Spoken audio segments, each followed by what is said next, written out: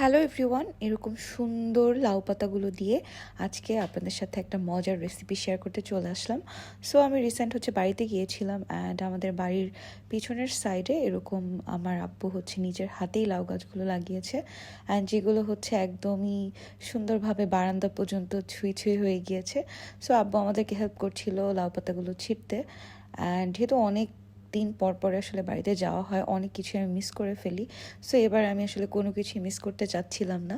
So আমরা প্রথমেই যেটা করলাম, লাউ পাতাগুলোকে তুলে নিলাম অ্যান্ড দেন রান্নাঘরে চলে আসলাম।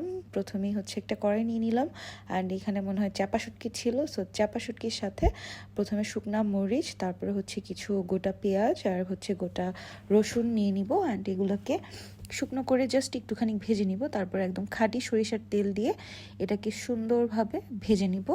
যখন একটু ব্রাউন হয়ে আসবে তখন আমি এখানে লবণ অ্যাড করে দিব।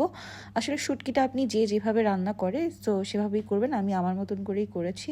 তারপরে কাঁচামরিচ দিয়ে দিব অ্যান্ড এখানে ছিল টমেটো আর মরিচের পেস্ট। সো এটা দিয়ে দিলাম অ্যান্ড ওইটারই জাস্ট একটু পানি দিয়ে সুন্দরভাবে আবারও নেড়ে চেড়ে নিব অ্যান্ড এখানে আমি হলুদ গুঁড়ো, মরিচ গুঁড়ো, তারপরে রসুন বাটা।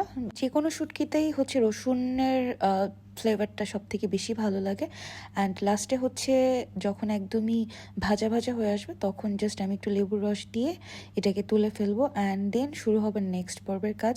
সেখানে আমি একটা কাজ করব, সেটা লাউ পাতাগুলোকে সুন্দরভাবে ঝুয়েতে করে আমি রেখে দিয়েছিলাম পানিটা ঝরার জন্য অ্যান্ড সেখানেই আবার আপনার সরিষার যে তেলটা সেটা দিয়ে ভালোভাবে এটাকে মালিশ করে নিব অ্যান্ড ওই যে আমরা যে শুটকিটা করেছিলাম ওইটাকে জাস্ট ব্লেন্ডারে করে পেস্ট করে নিই অ্যান্ড আমি আর আমার ভাই মিলে দুইজন মিলে সুন্দর করে এটাকে এভাবে পাতায় মুড়ে নিই অ্যান্ড তারপরে একটা সুতা দিয়ে ভালো করে জাস্ট বেঁধে নিই।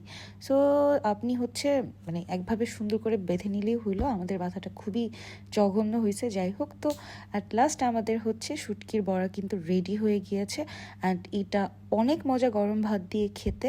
সো প্রথমেই আবারও একটা প্যান নিয়ে নিতে হবে অ্যান্ড সামান্য তেল দিবেন। যদিও আমার ওই দিনের তেলের পরিমাণটা একটু বেশি হয়ে গিয়েছিল।